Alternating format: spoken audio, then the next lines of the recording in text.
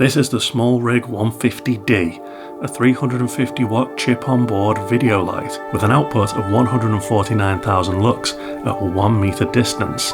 That's with the hyperreflector. Smallrig claim, all else being equal, its illuminance outperforms comparable peers by more than 35%. That's right, Smallrig, the people who make your camera cages and grip equipment. They've started to branch out into video lighting. In fact, they've started to branch out into all sorts of directions, becoming a sort of home for anything that is a peripheral for your camera. Did I say peripheral or profiterole? Anyway, I think that's a good thing because Smallrig stuff is normally a combination of both good quality and affordability. In the last few years, they seem to have made a push into creating a more premium experience with their products. Everything has nicely designed packaging now, rather than coming in a nondescript cardboard box like a few years ago. Everything comes in this quality bag. Everything has a nice snug fit in this foam lining. As an aside note, why has every lighting company decided to go with this light grey colour for their carry bags? Aperture, Colbor, Godox and now Smallrig have all adopted this style of bag. I'm not complaining, I'm just curious to why everyone has followed this design style. Design and build quality are awesome as you would expect from a company most famous for making grip equipment. Everything is strong and rugged but also slightly stylish. It's got this sort of windswept look to it, and I like the gold and silver colour scheme. Operation couldn't be simpler. You have an on-off switch, a dial for turning up and down the brightness of the light, a button for cycling through the FX the light offers, and a dial for controlling the frequency of those effects. In somewhat of a strange decision, Smallrig have gone with a tiny, and I mean tiny, screen from a 1990s portable games console. It's super pixelated and blocky and totally reminds me of my original Nintendo Game Boy. Compared to other lights that I've been using lately, it looks kind of old-fashioned. But let's put a positive spin on it and say that Smallrig were going for a retro look with it. Speaking of Nintendo, the optional control panel reminds me of an old school NES controller. It basically mirrors the back of the light and you get all the same controls, but they're at the end of this lead, so you can control the light from the ground if you've hoisted it up on a light stand. As I said, this is an optional extra. It comes in its own little box, it has a magnet on the back and comes with a magic arm you can attach to a light stand and then attach your control panel to that. Power for the light is delivered through this reasonably lengthy cable, and like a lot of lights this size, it has a whopping great power brick attached to one end of it. This thing is pretty heavy. Fortunately, it has this hoop of metal wire, which is a bit like a mini bike lock that you can use to hang it from the light stand. The lead that plugs into the other side of this and ends up in the main supply has this little locking mechanism to stop it being pulled out unwantedly. I'm not sure if this is a good thing or not. It's a bit like the Apple MagSafe feature on their laptops, but in reverse. Whereas that's designed so if some clumsy fool should accidentally kick the lead, it will safely detach from the computer, saving your expensive piece of hardware, the opposite is true here. Kick this lead and you're likely to get a light crashing down onto the ground. Of course, you should sandbag your light stands and cover your leads so you don't have any trip hazards, but it still seems like a strange design choice.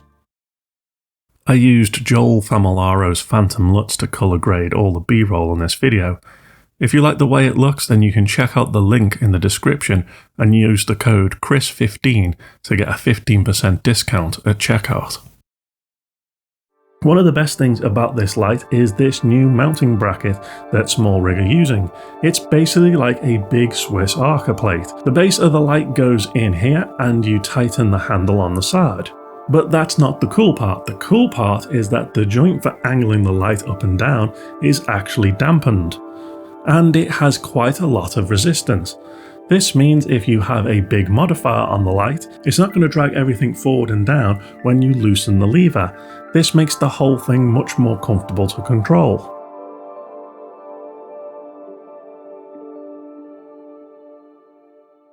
I just wanted to put something together quickly, see what the light was like, just test it out really. So came up with this small little setup here. It's actually probably a little bit harder than you would imagine, just in terms of this background out here is being hit with direct sunlight. So it's popping off quite hot really in the scene. And ideally the light would be the other way around, so that this was sort of in kind of soft shadow, and more light would be coming directly into the window to light up the scene. But we've got it the wrong way around. So if I'd planned it better, would have filmed it at a different time of day. But hey, we've got to get these YouTube videos made and get them out when we can. So the situation is that we're going to need a relatively powerful light to be able to overpower this background if we want to get sort of any sort of level in the actual shot, so we can see what's going on. As you can see, I've got my Blackmagic Pocket Cinema Camera 6K set up on one side of the room. On the other side of the room, I've got a chair where I will be sitting playing the main star in this kind of made-up movie. And then we've got the Smallrig light, and that's just going to be acting as sort of a carry light for the window light, because the way it is at the moment where it's set up, then if you're in front of that window, all you're really going to get is a big load of shadow, a complete silhouette almost. So have to deal with that.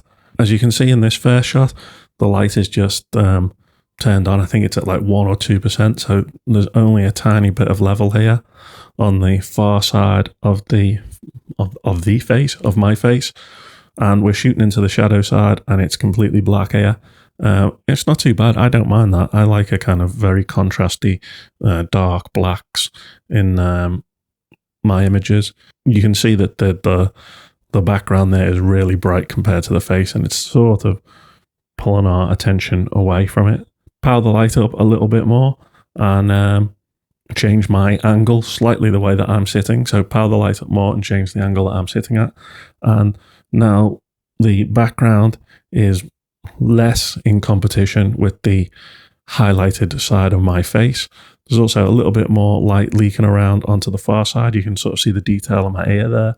That's simply because the light is brighter and we're getting a little bit more bounce light around the room, and it's filling in some of the shadow slightly. Of course, if you wanted even more, you could use a bounce board, something, a reflector, something like that, polystyrene or something, even just a big piece of white paper if you've got it, and hang it up, or a bed sheet or something, and that would bounce a little bit more light back onto the closer side of the face.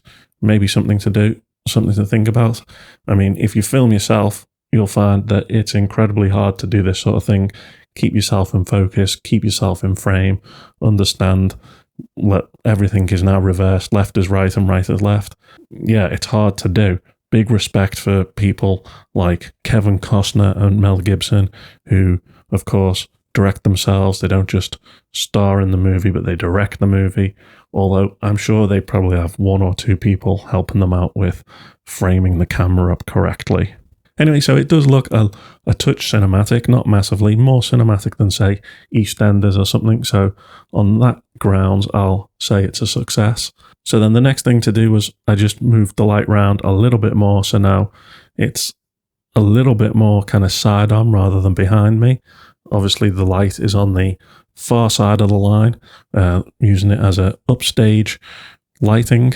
And then we've got the shooting into the shadow side, and there's sort of an imaginary line going over, let's say, our right shoulder if we were the cameraman or camera woman or the camera non-binary looking straight at the actor at the moment. Then the line would be over our shoulder to probably another actor, but maybe it's not. Maybe it's going to be CGI'd in later. Maybe it's a robot, a droid or something, or a big monster. We don't know at this moment. This film hasn't been greenlit yet, so it's all a mystery what it's going to be. If I could do this again with other people, if I had a gaffer to help me carry everything, and I had a director or camera person who could frame up the shot for me, and I had somebody else to star in it, then obviously I'd make a good few changes. And if I had more than one light, but the whole point of this video is to talk about this light in particular. But yeah, I'd also probably want a bigger modifier. There's a reasonably small modifier on this, or reasonably big, whichever way you want to think about it. But yeah, I think in hindsight or in future, I'd probably want to have a modifier that's at least twice as big as that. Maybe I would bounce it into, just use the light without any modifier on it and bounce it into a big sheet of diffusion or shoot it through the diffusion. A few different ways in doing it, but the principle is still the same. The angles are still the same. Yeah, and then on this final shot, this is directly from the movie. I'm doing some acting here.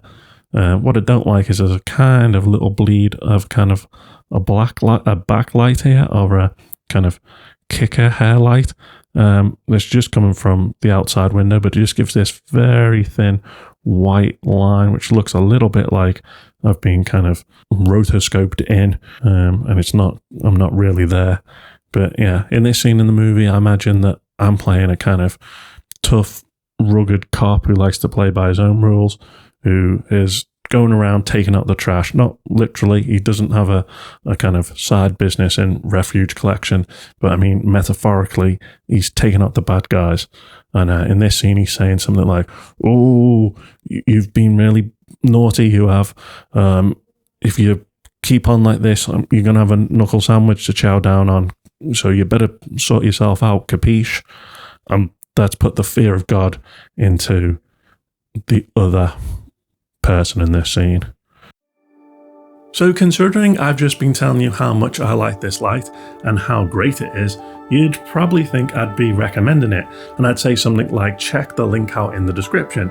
But no. Smallrig sent out this light for me to test and said if I liked it, I could include it in a future video.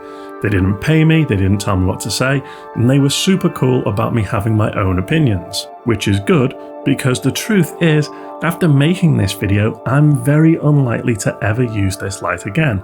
The problem is that despite how good it is, and it is a good light, it's a daylight only light, meaning it gives out one colour temperature only. 5600 Kelvin. That means if you're shooting on set and you want to match with, say, the practical lights in the scene, you're gonna have to gel the lights to get the same color temperature. This is more stuff that you have to carry around with you. Then you have to work out how much gel you need to use to match the lights in the scene, and then you have to start doing maths and thinking about doubling up the gels, blah blah blah, blah blah blah. I'm far too lazy for all that. I'd much sooner just turn the dial and get the colour temperature that I want. Much faster too if you have people waiting on you on set. And it's not just when you're shooting inside with practical lights that this can be a problem. Although this is a daylight coloured light, it's stuck at 5600K, and daylight isn't always that temperature. Sunrise and sunset can both be a lot warmer, and weather conditions can pull the colour temperature into different directions. Smallrig actually do a bi-coloured version of this light, called the 350B. It has an extra knob on the back of the unit, like the one on the optional control panel, that lets you dial in the colour temperature, anywhere from 2700K to 6500K. And in the UK, at least, it's less than 100 quid more. That's the one I'd buy if I was spending my own money on a light, and that's the one that I'd recommend. And you can find a link for that one down in the description of this video. The daylight version of this light is brighter, so you can put it further away from the subject than the bi-colour version. But if you're after more power, there's also a 450B version of this light, which will make up for some of the power loss. I'm sure there's some purist out there who thinks gelling a light is the best way of getting the right colour temperature. And it's more accurate. That's how it was done in the old days, yada yada yada. I think with the advances in LED lighting, unless you're working solely in a studio environment, then buying bi-colour lights is the way to go. Which means, sorry, but the 350D, well, it's out of the running for me.